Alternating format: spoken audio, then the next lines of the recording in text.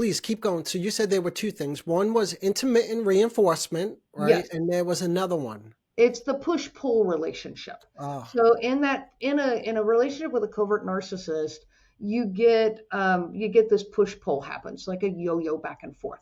So they might be emotionally connected with you and engaged with you, and I think you're great and wonderful, very charming. They might even appear vulnerable, but then it's going to flip, and they're going to be distant and manipulative and controlling, and even to the point of being cruel, hmm.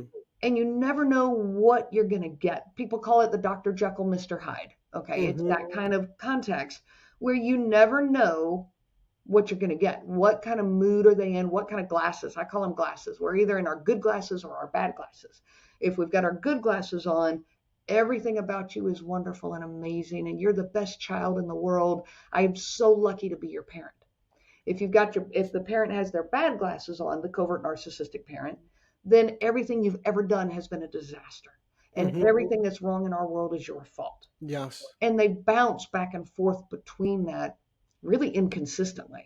Yeah, you're touching on one of the most important sort of characteristics of narcissism that cuts through all different types of narcissism, which is the fragmented sense of self.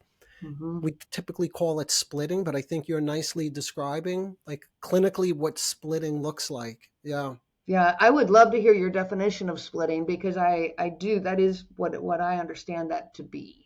Yeah, it's at the core of all personality disorders.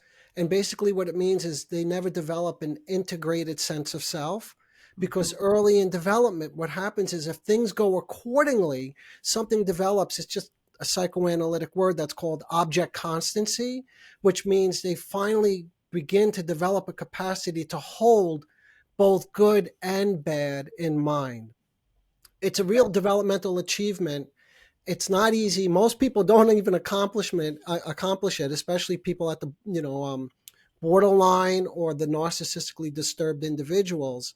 Hmm. But in order to accomplish it, what's really necessary is what we call good enough mothering. But that just basically means having a caregiver there consistently, not perfect. You don't have to be perfect, just good No. enough, but you have to be reliable. And what you just described with the intermittent reinforcement, that's not reliable. It's so unpredictable. Yeah. Right, right. No, it's exactly that. And when that good enough mothering, I love that concept because what I tell people a lot of times, the people that I work with, is perfect is not what we're after. We've never been after perfect, okay? Hmm. But the consistency of a loving relationship, a safe relationship, okay? Safety is something I talk about with parents all the time of look, no matter what's going on in that child's world, you've got to be their safe place. Hmm. You've got to be the place where their good emotions and bad emotions both can be expressed. Yes. And that safety is just crucial.